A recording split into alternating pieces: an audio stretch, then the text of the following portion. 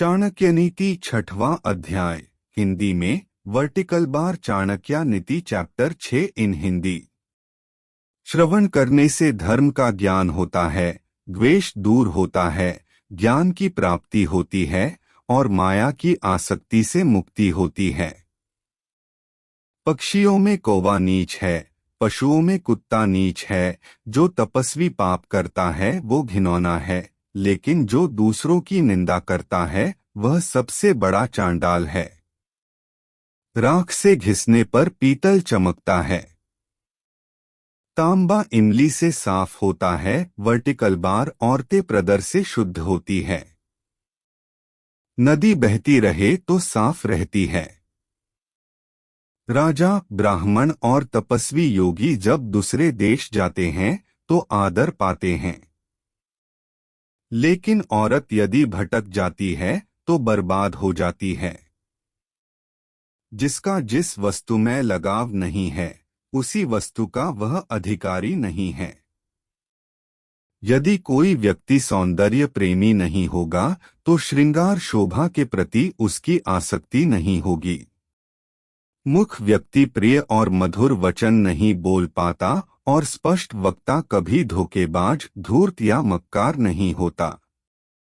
मूर्खों के पंडित, दरिद्रों के धनी, विधवाओं की सुहागिनें और वैश्यों की कुलधर्म रखने वाली पतिव्रता स्त्रियां शत्रु होती है। आलस्य से अध्ययन न करना, विद्या नष्ट हो जाती है। दूसरे के पास गई स्त्री, बीज की कमी से खेत और सेनापति के न होने से सेना नष्ट हो जाती है। धनवान व्यक्ति के कई मित्र होते हैं, उसके कई संबंधी भी होते हैं। धनवान को ही आदमी कहा जाता है और पैसे वालों को ही पंडित कहकर नवाजा जाता है। सर्वशक्तिमान के इच्छा से ही बुद्धि काम करती है, वही कर्मों को नियंत्रित करता है।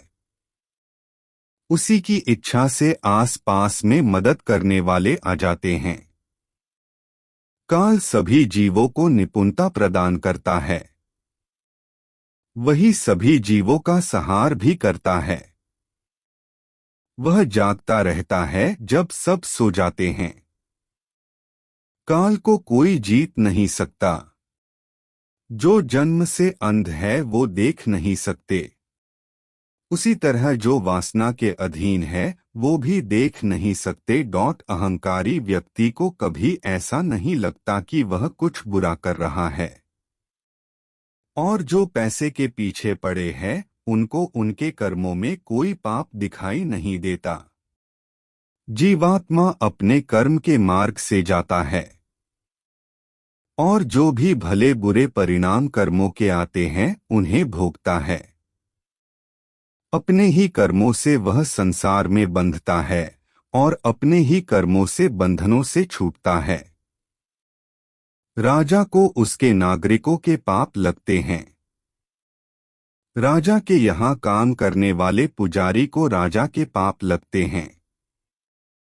पति को पत्नी के पाप लगते हैं। गुरु को उसके शिष्यों के पाप लगते हैं। अपने ही घर में व्यक्ति के ये शत्रु हो सकते हैं। उसका बाप यदि वह हरदम कर्ज में डूबा रहता है, उसकी माँ यदि वह दूसरे पुरुष से संग करती है, सुंदर पत्नी और वह लड़का जिसने शिक्षा प्राप्त नहीं की।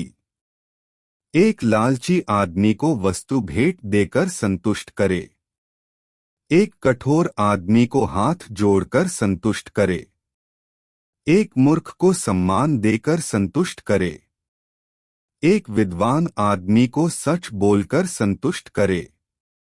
एक बेकार राज्य का राजा होने से यह बेहतर है कि व्यक्ति किसी राज्य का राजा ना हो। एक पापी का मित्र होने से बेहतर है कि बिना मित्र का हो। एक मूर्ख का गुरु होने से बेहतर है कि बिना शिष्य वाला गुरु हो। एक बुरी पत्नी होने से बेहतर है कि बिना पत्नी वाला हो। एक बेकार राज्य में लोग सुखी कैसे हो? एक पापी से किसी शांति की प्राप्ति कैसे हो? एक बुरी पत्नी के साथ घर में कौन सा सुख प्राप्त हो सकता है? एक नालायक शिष्य को शिक्षा देकर कैसे कीर्ति प्राप्त हो?